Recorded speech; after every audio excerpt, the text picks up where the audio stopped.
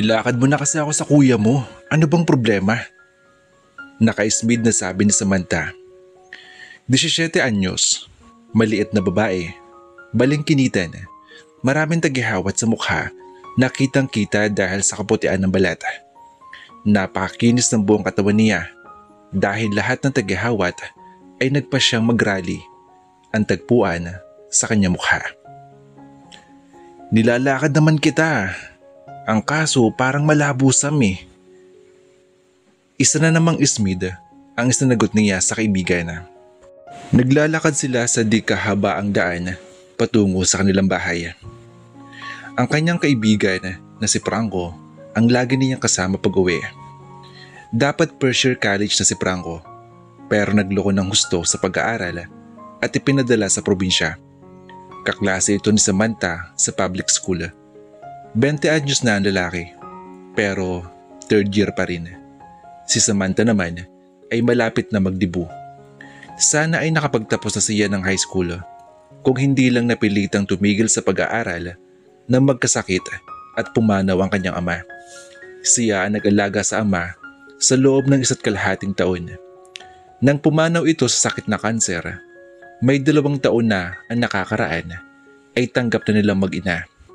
Mas ginusto nila iyon. Sa totoo lang, dahil matindi ang naging paghihirap na kanyang ama. Habang si Samantha ang nag-aalaga sa ama, ang kanyang ina naman ang naghahanap buhay bilang yaya ng anak ng isang batang senador. Sa Maynila, nakabase ang kanyang ina. Hindi magawang iwan ang trabaho dahil bukod sa malaki ang sweldo, ay maganda rin ang benepisyo. Malaki ang naitulong ng senador sa pagpapa-ospital na kanyang ama, maging sa mga gamot, kahit sa pagpapalibing. Halos lahat ay ang mga ito ang gumagastos sa tulong ng mga proyekto ng gobyerno.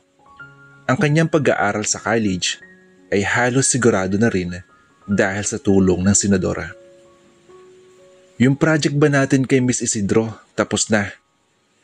Biglang ngumiti ng alanganin si Franco, saka kumamot sa ulo. Diyan ka naman magaling sa pahingi ng pabor, manigas ka. Sasabihin ko talaga kay Miss Isidro na wala kang ginawa, kundi nagbigay ka lamang ng pampabukbind. Ano ka, siniswerte? Pinagtaasan ni Samantha ng kilay ang kaibigan. Ipinaramdama ang matinding pagkaasar. Hindi biro ang kanyang effort para sa project nila sa pinaka-istrikto at matandang dalagang guro, at ang gusto ni Franco ay mag-sitting pretty lamang matapos magbigay ng contribution. Oo, at walang reklamo sa Samantha sa bayad ni Franco dahil mas malaki sa kailangan ng gusto nitong iambag kahit sinabi niyang hindi kailangan niyon. Bagamat wala siyang malaking pangangailangan sa mga gamit pang eskwela, hindi niya may kakaila ang katotohanang madalas siyang gipit. Hindi tulad ni Franco.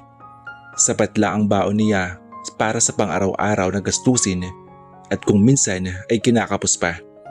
Pero sanay siya sa ganong klaseng buhay na kung tawagin noon ng kanyang ina ay tapala. Para daw butas na bubong ang budget nila at para makaraos sa tag-ulan, sa halip na ipagawa ang buong bubong ay tinatapalan na lang. Pantapal kahit papaano ang suhol ni Franco. Pero ngayon, naiinis na siya rito dahil ayaw siyang ilakad sa kapatid nito. Oo, sa kapatid nito na sobrang crush niya, si Francis. Sobra ka naman, Samantha. Wag naman ganun. Alam mo naman kailangan kong makapasa kay Miss Isidro. Mainit ang dugo nun sa akin. Bakit ba ayaw mo kong ilakad sa kuya mo? Alam mo namang ibang liga ni kuya Hindi uhugin yun. At college boy na yun. Marami nakikilalang bago yun doon sa Ateneo. Magaganda. Pinandilatan ni Samantha kaibigan na. Anong ibig mong sabihin, pangit ako ha? Hindi naman sa ganun, Samantha, sobra ka naman.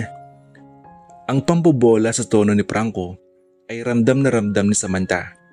Kaya bago pa iyon dumating, sinalag na niya ang posible nitong sabihin. Anong ibig mong sabihin kung ganun? Parang wala kang kabilib-bilib sa kagandahan ko. Sabi niya, kahit sa totoo lang, medyo talagang hindi kabilib-bilib ang tinaguraan niyang kagandahan. Simple lang ang kanyang itsura. Tanggap iyon ni Samantha. Kung minsan lang, naiinis siya dahil hindi siya lagawin na tulad ng iba niyang kaklaseng babae. Hindi siya sikat sa boys. Wala pa siyang nagiging boyfriend. Kahit pa nga nakatanggap na siya ng isang love letter noong nakaraang taon, hindi iyon nakatulong sa tiwala niya sa kagandahan. Galing ang love letter sa isang lalaki, ang ibinansag sa sarili ay Mr. Aquarius. Kilig na kilig sa Samantha nang matanggap ang sulat. Inakala niya ang sumulat ay ang kanyang dating crush na si Bradley, isang basketball player ng eskwelahan at crush ng bayan. Naisip niyang siguro siya ang natipuhan. Aquarius ang zodiac sign ni Bradley. Alam ni Samantha dahil ilang ulit niyang pinagkumpara ang mga zodiac sign nila. Sarap na siya sa pangarap ng matuklasan nang hindi sinasadya kung sino ang tunay na salarin. Si Pipoy, ang kapitbahay niyang tambaya, barkada ng mga tambaya at anak ng tambaya. Maitim ang liig ni Pipoy, bungala, at mas marami pa ang tagahawat kaysa sa kanya. Nakita niya ang isang elementary pupil na nagpupuslit ng sulat sa kanyang bag at tinanong ito. Nalaman niyang pamangkin ni Pipoy ang bata. Doon gumuho ang kanyang pangarap. Hindi pala taga-school si Mr. Aquarius, kundi may pamangkin lang na nag-aaral. Out of school youth na hindi mukhang youth dahil mukha ng 30 anyos pala ang may gusto sa kanya. Ang sabi ng kanyang ina, maganda naman daw siya at hindi niya dapat dibdibin ang katotohanang wala nagkakagusto sa kanya. Maniniwala na sana sa Samantha, pero hindi ba at lahat ng anak ay maganda sa mga mata ng magulang, lalo na ang kanyang ina na todo ang pagkabilib sa kanya. Hindi ito nakapagtapos ng pag-aaral at umabot lang ng 3rd year high school. May isa pang bagsak. Kaya ang pangunguna niya sa klase ay talagang malaking bagay rito. Ano nga? Giit ni Samantha kay Franco kahit parang ayaw niyang marinig ang katotohanan. Sa walang halong pampapalubag loob na opinyon niya, pwede siyang pumasang cute. Pero dahil sa pagwelga ng mga tagahawat, nagmumukha siyang pangit. Ano ang kanyang gagawin kung lahat na ay nasubukan? Pero ayaw sumuko ng mga tagahawat niya na determinadong rumampa sa entablado. Pwede naman sa likod ng katawan, pero ayaw ng mga hitad. Ang gusto ay talaga sa mismo mukha niya, mga pasikat. Isa pang malaking problema ni Samantha sa physical na ganda ay ang tangkad. Kinulang siya. Kinulang siya para sa mga pangarap. Pinapangarap din kasi niyang maging modelo. Paano siya magiging model kung ang height ay hindi umabot sa 5 feet? Umaasa sa Samantha na tatangkad pa dahil may 3 taon pa lang nang datnan siya ng buwan ng dalaw. Pero parang nakasira din iyon sa kanyang paglaki. Imbis na lalong tumangkad, natrap siya sa height. Kung hindi man sana model, beauty queen ang gusto niyang maging. At ngayon, sasabihin ni Franco na parang hindi naman siya maganda. May kaibigan bang ganun?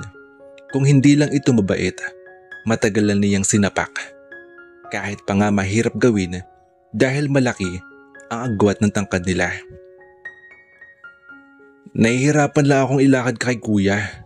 Ganun lang gusto kong sabihin. Eh bakit ka ba nahihirapan? Sasabihin mo lang naman sa kanya na ligawan ako. Wow naman! Pumalatak si Franco. Ikaw, liligawan ni kuya? Sabi nito habang nakatingin sa kanya. Nakataas ang kamay na ipinapaling sa kaliwat kanan na parang sinusukat ang kanyang ganda. Hindi ka naman pangit. Dinampot ni Samantha ang isang notebook at inihampas sa ulo ni Franco. Langya ka! Imbes na sabihin mo maganda ako, sasabihin mong hindi ako pangit. Anong klase ka namang kaibigan? Ang ibig ko lang namang sabihin, ibang liga nga si kuya. Sosyal nga ang gusto nun. Alam mo na, atenista eh. So ang ibig mong sabihin hindi ako sosyal? Sabi nito habang nakatikom ang mga bibig. Hindi na rin umimik sa Samantha. Sino bang lolokohin niya para pangaraping maging sosyal? Samantalang naroon sila sa barong-barong nila na mag-ina. At niwala siyang maiahing pagkain sa bisita, kundi nilagang saging at kape. Wala rin kagamitan sa bahay, kundi isang lumang TV na niwalang remote control. Phase out na ang mga ganong TV. May dial, hanggang channel 13 lang. Masinop lang talaga sila mag-ina, kaya hanggang ngayon ay gumagana pa rin ang TV. Wala ni isang kagamitan sa bahay nila ang masasabing sosyal. Paano ba maging sosyal? Bigla niyang naitanong. Turuan mo nga ako. Naku naman Samantha. Nalungkot ang mukha ni Franco. Bakit akong tatanungin mo? Dapat ang mga babae ang tanungin mo. Hindi importante sa amin ang mga ganyang sosyal-sosyal, no? Isa pa, hindi ako sosyal. Ay tumpa ka dyan Franco. Angil niya nakasimangot. Sa lahat naman ng mayaman, ikaw lang talaga kung umarte parang dukhay. Sobra ka naman. Nagkataon lang na nakikibagay ako sa mga tulad mo. Ngumisi ito, halata nangiinis. Ang yabang mo ha? Sinuntok ni Samantha sa braso si Franco. Tawa ng tawa ang lalaki. Ikaw naman kasi. Bakit ba ang dami mong gusto? Gusto mo maging sosyal? Gusto mong sumali sa mga beauty pageant? Gusto mo maging leader ng mga cheer dancer? At gusto mo pang lumuwas para magpaderma? Bakit ba ganyan ang mga bagay na naiisip mo? Samantalang magaling ka naman sa school, patalino ka. Yun ang dapat mong isipin, hindi puro pagpapaganda. Ano bang pakialam mo? Samantalang kahit naman ganito ang naiisip ko, nakikinabang ka naman sa akin. Kahit nga hindi ka mag-review, tumabi ka lang sa akin sa exam, pumapasa ka. Tapos ito lang ang hiling ko sa iyo, na pagbigyan mo ang pangarap ko. Sinabi mo pang hindi ako maganda. Tapos tatawagin mo akong kaibigan? Anong klase ka? Simangot si Samantha at nakairap. Ang lakas ng halakhak ng lalaki. Siya, tutulungan na kita. Sasabihin ko sa iyo ang malupit na sekreto ng mga sosyal. Para maging sosyal, kailangan mo ng mga sosyal na gamit. Ano? Yung mga Guess at Levi's ganun? Meron ako dyan. Pagmamalaki niya. Hindi na kailangan malaman ng lalaki na lahat ng iyon ay hindi original. Kung mayroon man siyang original na gamit, bigay lang ng amo ng kanyang ina at hindi rin niya maisuot dahil parang pang ballroom dancing sa kintaba. May mga sequence at hindi iyon uso, lalo na sa mga kaedad niya. Ang hand-me-down lang na naibigay nito ay isang ternong blusa na maong at ang maong din pantalon. Siguro nga, noong nakaraan pa iyon na uso sa Maynila dahil matagal na niyang nakita sa mga artista sa TV. Pero dahil taga-probinsya, ngayon pa lang iyon nauuso sa kanila. Parang palabas sa sinihan. Pinagsawaan na sa Maynila bago maipalabas sa kanila. Uso pa rin. Marami pa rin nanonood dahil mas mahal na lumuwas pa para manood lang ng sine kaysa maghintay na lang na dumating ang pelikula sa kanilang bayan. Double feature pa. 2 pelikula sa presyo ng isa.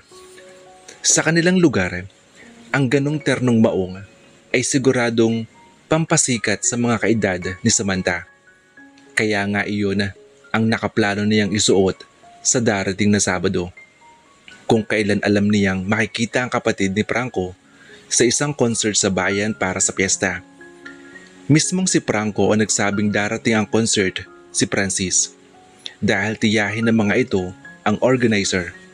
Para sa masa iyon, proyekto ng mayor na tiyuhin ni Franco. Talagang balak ni Samantha ang makapunta doon at magpapansin kay Francis. Hindi niya alam kung bakit may kung anong uri ng attraction siyang naramdaman para sa panganay na kapatid ni Franco.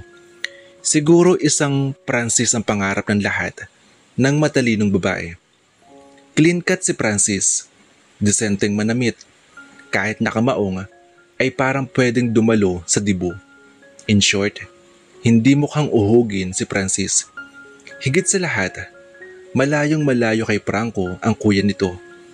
Baka kaya nga ipinadala sa probinsya ang kaibigan ay dahil matigas ang ulo at hindi sumusunod sa gusto ng mga magulang kung ang pamantayan ng mag-asawa ay ang panganay na anak.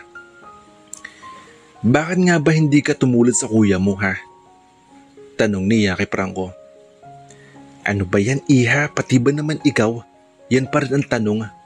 Wala nang ibang tanong sa akin si mama araw-araw kundi yan. Dadagdag ka pa. Ano bang masama sa forma ko? Pinagmasdan niya ang kaibigan mula ulo hanggang paa, hanggang balikat na buhok na naka-ponytail, goatee, itims na pantalong maong na laslas sa bandang tuhod, itim na t-shirt na may imprintang bungo sa dibdib, Chuck Taylors sa mga paa. Bumuntong hininga siya. Itinatanong pa ba yan? Bakit hindi mo gayahin yung mga sosyal? Ano bang sosyal para sa'yo? Iyong naka-coat and tie, naka-Amerikana, leather shoes. Ganun ba inaasahan mong isuot ko? Basta, tingnan mo ang damit ni Francis at gayahin mo. Iyon ang sosyal. Bago pa kita masakala, sabihin mo na sa akin kung kumusta ang project natin kay Miss Isidro. May kailangan pa ba akong gawin? Kung meron, sana saglit lang ha, dahil may practice pa kami sa banda. Iyon ang priority ni Franco, banda. Magaling naman tumugtog si Franco. Nakita ni Samantha ang lalaki na tumipa ng mga kantang gusto niyang pakinggan sa radyo. Pero kung bakit iginigiit na iyong mga may ingay na rock and roll ang tutugtugin. Iyong mga metal-metal. Hindi siya interesado dahil para sa kanya, ang ingay lang iyon. Tuwing sasabihin niya ang opinyon, ay pinagtatawa na lang siya nito at sinasabing wala raw siyang alam sa music. Ang sabi niya naman, kung ang metal na iyon ang tinatawag na music, hindi na bale. Hindi music ang tawag doon, kundi ingay. Ano bang napapala mo sa pagbabanda-bandang ganyan? Kaya naaasar sa iyo ang parents mo eh. Imbis na mag-aral ka, imbis na asikasuhin mo ang school, wala kang ginawa kundi magbanda. Magkakapera ka ba diyan? Sisikat ka ba diyan? Ilang banda lang naman ang nagkapera sa ganyan. Isipin mo, sa libo-libo nagbanda, ilan lang ang sumisikat at nagkapera. Samantha, music is the language of my soul. Music is my life. Madrabang sabi ni Franco, humawak sa dibdib na parang feel ang pagiging artist. Ang sarap tuktukan. Talagang may mga taong hindi alam kung gaano kaswerte ang mga ito. Kung nagkapalit sila ng sitwasyon, baka ngayon nasa prelo na siya at hindi na problema kung makakatuloy sa law school. Iyon ang matagal na pangarap ni Samantha.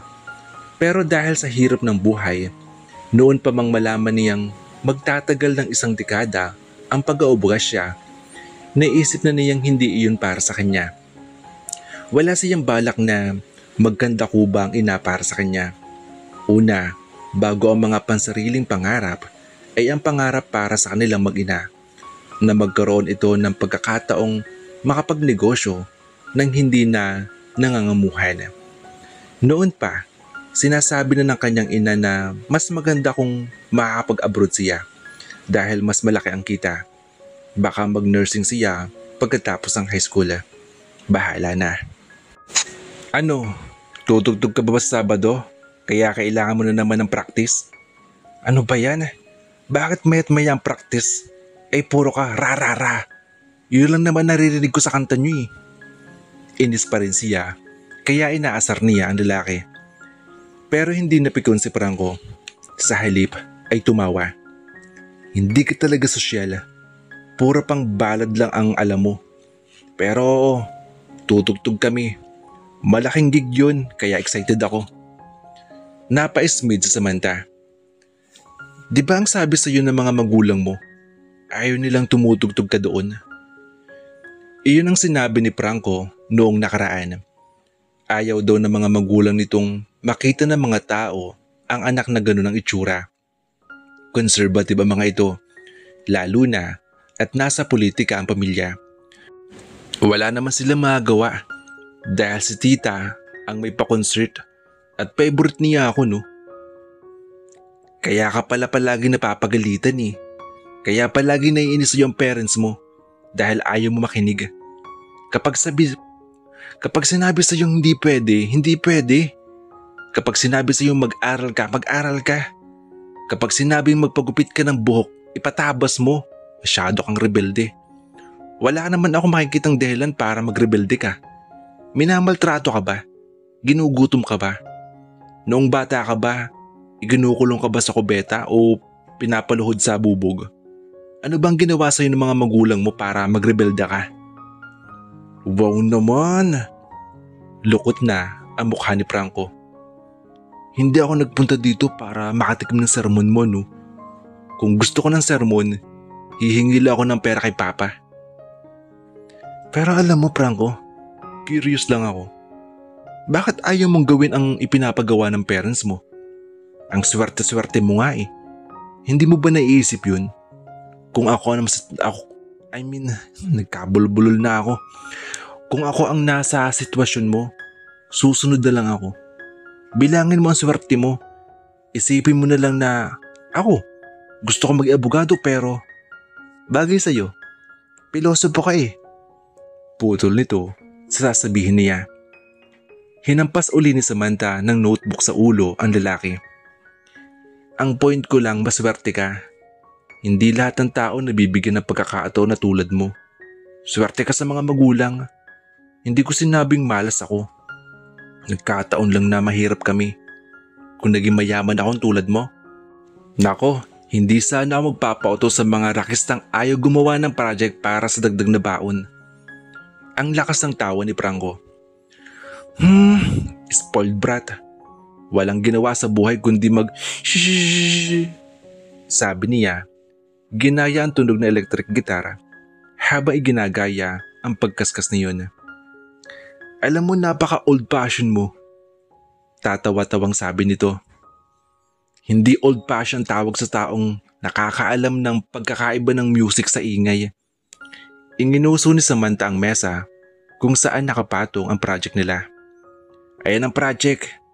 Tingnan mo na para sakaling tanungin ka, may maisagot ka. At hindi rock and roll lang ang pwede mong sabihin. Natatawang inabot ni Franco ang project. Binuklat-buklat. Patangu-tango. Very good. Matutuwa sa akin si Miss Isidro. Ibinalik nito ang project sa mesa. Saka naglabas ng wallet. 2 lilibuhin ang ipinatong nito sa mesa. Hep, ano yan? Alam ko nagre-renta ka na computer para sa research. Kaya ito. Hindi naman malaki ang nagastos ko dahil nag-type lang ako at counting research. Sa library pa rin ako kumuha ng eto na nga lang contribution ko. Huwag mo nang tanggihan.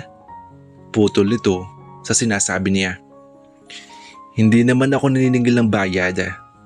Ang kapalit lang sana, ilakad mo ako sa Kuya Francis mo. Sige na. Tatawa-tawa ang lalaki.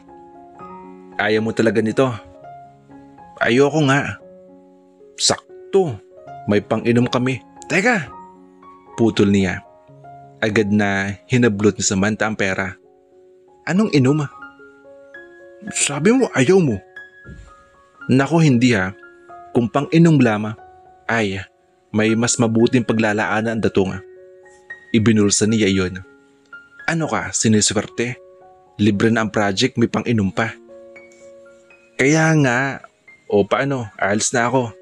Salamat talaga ha, Samantha. He, Paligawan mo ako sa kuya mo. Ang cute mo talaga. Sabi nitong biglang hinalikan ang kanyang pisngi. Saka humalakhak na sinabi, o ayan, may first kiss ka na rin, dagdag bayad.